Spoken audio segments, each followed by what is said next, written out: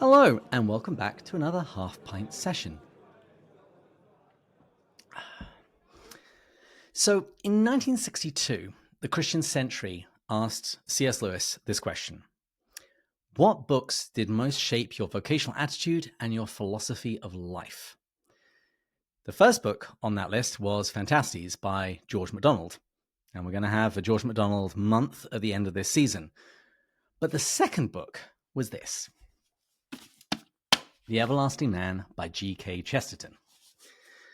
And so that book has just been re-released as an annotated edition, and it was written by Dale Ahlquist. So he's here on the show. President of the G.K. Chesterton Society, Dale Ahlquist. Welcome to Pints with Jack. God bless you, David. Great to be with you.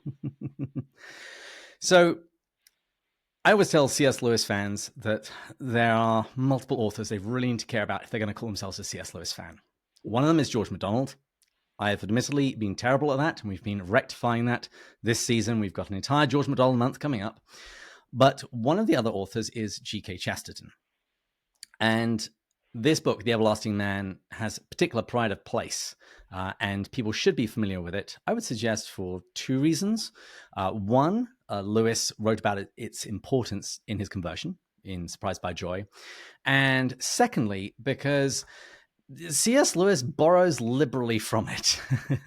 You and I have had a few battles in the past where we've spoken about C.S. Lewis and Chesterton, and about the importance of understanding where a lot of his arguments come from.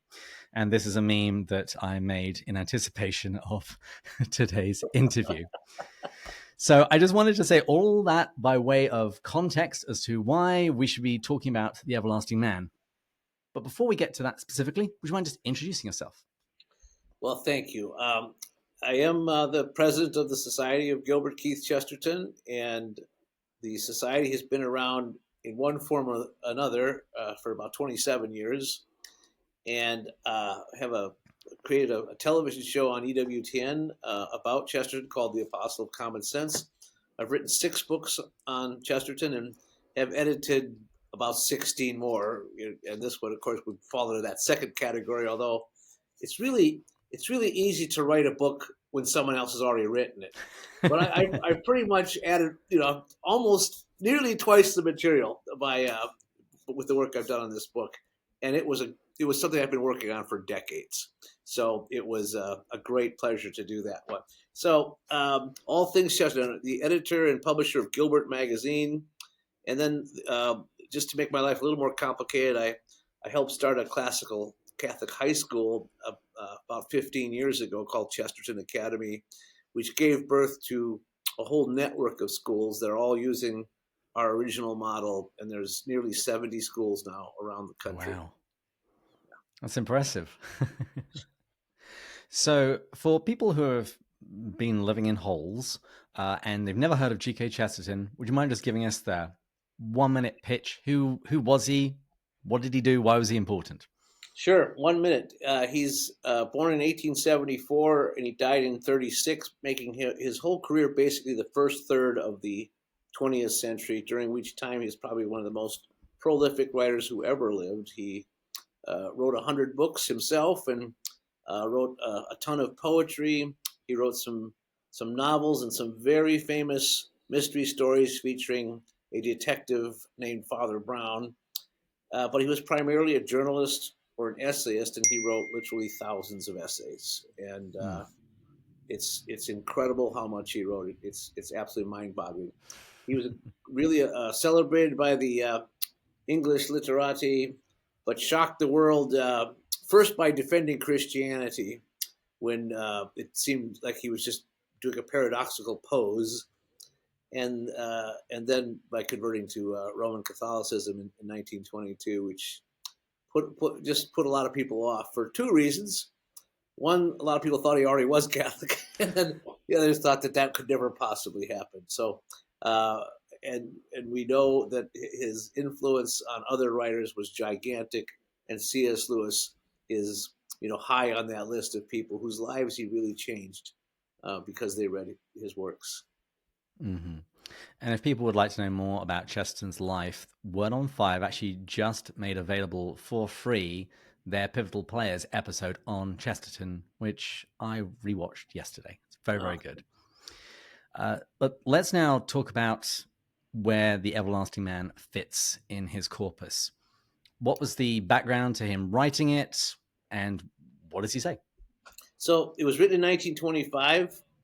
It was written just a couple years after H.G. Wells wrote The Outline of History. H.G. Wells and Chesterton were very good friends, but complete intellectual opponents. They did not agree on anything, and they argued about everything, but with great affection and friendliness, which is just a wonderful testimony to, I guess, to them both, really, that they had such great respect for each other that even though it was one long argument, they enjoyed each other's company, spent weekends in each other's homes, and to his great credit, H.G. Wells said, after Chesterton died, he says, "If there's any chance of me getting into heaven, it's going to be because I was a friend of G.K. Chesterton." So high praise indeed. But the outline of history, you know, Wells was just a great science fiction novelist. The Invisible Man, The Time Machine, War of the Worlds. But when he wrote about his nonfiction, his political ideas, his philosophical ideas, he's truly awful. and the Outline of History makes two major mistakes. It treats man as just another animal, another thing that's crawled out of the muck, and Jesus as just another man. And Chesterton says Wells has, he's missed the whole point of history. And he's also really left out the main character in history. So his book is really a response to the Outline of History. You do not have to have read the Outline of History. In fact, it's recommended that you don't read it. But the main structure of the Everlasting Man is in two parts. It happens to be the same two parts that the Bible is split up into. There's sort of the pre-Christian and there's the after-Christian, the BC and the AD, the Old Testament and the New. The first part is called On the Creature Called Man, which is about the fact that human civilization is something unique on Earth, and the story of that civilization is one long search for what happens in Bethlehem about 2,000 years ago. And then, part two is called The Man Called Christ, and how history changes completely when Christ steps onto the stage. And the only possible explanation for what happened afterwards, argues Chesterton, is the Christian explanation. Mm-hmm. And in that second part, you'll hear C.S. Lewis's famous liar, lunatic, and lord argument. For some reason, it was there before Lewis wrote about it. That's I don't know how that worked. Great. So that's the book, but this is your annotated edition. So obviously annotations, but what do people get if they get this book in addition to Chesterton's own words? So, what's really amazing when people read the book is how much they don't understand. When I read it the first time, it was the first Chesterton book that I read. And I read it because it was recommended to me by a guy named C.S. Lewis. That's why I read the book, okay? He in a lot of his correspondence, he's recommending people, well, read The Everlasting Man, best work on Christian apologetics. It's in the Sheldon Van Alken book, A Severe Mercy, one of the letters in there. But I've seen some of Lewis's handwritten letters that are on people's walls in frames, and he's saying the same thing. So that's why I read it, and I knew I was reading something unlike anything I'd ever read before. I just recently graduated from college. I was, thinking I had a pretty good education, which on paper it claimed that I had, and I felt like my whole education was a fraud. Because how could this book and this writer be left out of a curriculum that purportedly was giving me a full-blown liberal arts education? And I was a little bit scandalized by the fact that here's the guy who's answering all the doubts that are put up by modern writers, but all we read about were the doubts. And so The other thing, though, that occurred to me is how little of the book I understood. I think I was grasping a very small percentage of what I was reading, and yet I couldn't get enough. It was, I didn't understand it. Give me more. I want more. And then, and so, over the years, realized, okay, this is a book that really needs some footnotes, because Chesterton makes all these amazing references, just assuming that his reader knows as much as he does, because doesn't everybody know, this Roman god and that literary allusion and this historical event? Yep. And so instead of having to look everything up, on the internet or on the encyclopedia, those of you who still have one, you can now just look at the bottom of the page and it explains what that reference is. And that it really is a great tool to have. But even with the long, extensive footnotes, it also helps to have a commentary after each chapter to explain to you what you just read. Yes. I really thought that section could have been entitled "What the hell did I just read?" Because that is a very common thing when people are reading through Chesterton and they'll get to the end of the sentence, so that started several pages before, and that's usually the thing that comes out of their mouth. What the hell did I just read? And I thought that was a very interesting choice, rather than doing it beforehand to say this is what you're about to read. Yeah. You let Chesterton's words speak for themselves, enchant, bamboozle, confuse, and then you go and let's just have a little bit of a recap and be able to distinguish the wood from the trees. What was he actually saying? Yeah, there are a couple of times when I do take one of his sentences and just translate them into English. But I'll tell you, it's one of those books, because of the work I've done on it, I've reread it many times, and it just always bears more fruit. It's a bottomless well. You can keep drawing from it, and it's you are astonished at the new insights you find every time you read the book. Mm-hmm. Yes, I think this also makes this safer to be a first book, because to pick George MacDonald as the different example, when people start reading George MacDonald, if it's because of Lewis, they start with Fantasties, and I think that's a terrible choice. I Terrible. Agree. I totally You're absolutely unprepared for what you're about to start reading. Yeah. And it's the same with Chesterton. People either go for Orthodoxy or The Everlasting Man. I also think bad choices. Yeah. Start with some Father Brown, some essays. Yeah, exactly. Yeah. And so I'm now ready to tell people that they can start this first, but they need to get this particular edition. Now, you guys put out an American edition of Orthodoxy, which I didn't like. On principle, exactly. On principle, right? And in response, because I'd had a lot of people ask me for guides to Orthodoxy, and I didn't find very many, so I actually produced my own annotated edition.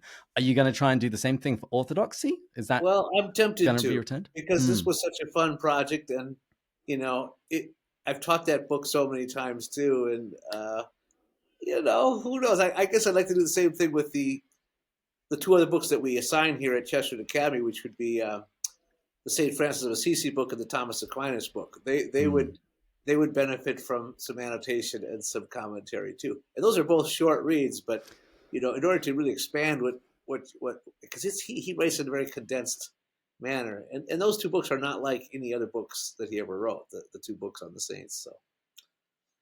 Excellent. So those are potential ones. What are you guys doing in terms of launch events for this book? Because it's just come out. Yeah, it's just come out. The Word on Fire, of course, as you're holding the book in your hand, they just did a marvelous job with the edition. It's just a beautiful edition. It's even I like touching it. Touching it, and then when you take the cover off, you get that. I mean, isn't that great? And then it's also got the ribbon there. You see the ribbons. Oh, yeah, that's great. So it's a beautiful edition. But they've been setting up a lot of interviews, and I've been promoting the book through the Chesterton Society, of course. And since it's a required text in our schools, the seniors read this book at basically the end of their high school career. It's sort of the capstone book for what they've been studying for 4 years. And it works. It serves a marvelous role in that, because all the things they've been saying show up in one place or the other. I mean, we start freshman year with them reading the Iliad and the Odyssey, and those are referred to right away in the book, the Iliad and the Odyssey. So it's really nice. But I think that the book is I understand from Word on Fire is selling pretty well from the get go. So I would expect so. And I hear that there is a reading book club, which is going to be happening. Thanks for mentioning that, David. Yeah, the Chesterton Society is going to host a online reading club, which you can find at chesterton.org. And basically, it's one chapter a week. They're going to go through the whole book, and it'll take about a half a year to get through the whole book. But that's where you can break down each chapter, and what a good and disciplined way to read the book, and you can be sharing with others too the experience of reading. Indeed, my wife will be helping break down chapter 7. She's very excited. That's great. And then we'll also be featuring the book this summer at our annual Chesterton conference, which is July 25th through 27th out near Philadelphia. And there's a professor from the University of Dallas, Susan Hansen, who is she's a history professor, but she's a huge Chesterton scholar as well. She'll be talking only about part 2, on the creature called man, because about 4 years ago she gave a lecture on part 1, and so she's finally coming back to complete her work.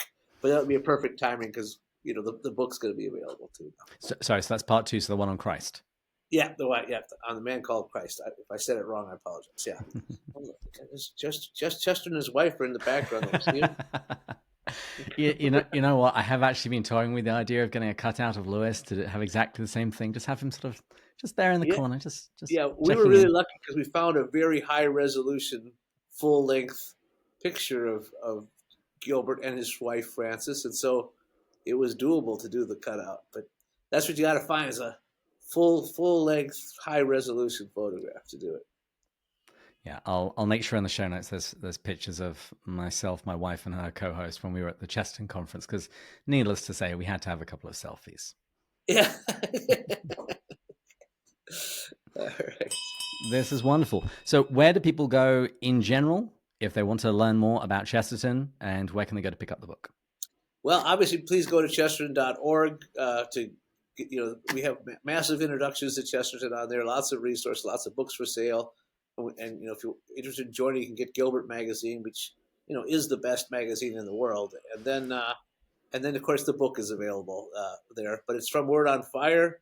Also support your local bookstore, your local Christian bookstore, and if they're not carrying it, slap the manager and then tell them to order the book. Mm-hmm. Yeah, wipe the dust off your feet, call down fire from heaven. Yeah. do the usual things. That's right. Well, this is wonderful, and I wholeheartedly endorse this book. I love the fact that you have some fun with some of the footnotes. Your description of the Manichees was fantastic. They worship bulls, they sacrifice bulls. There was a lot of bull.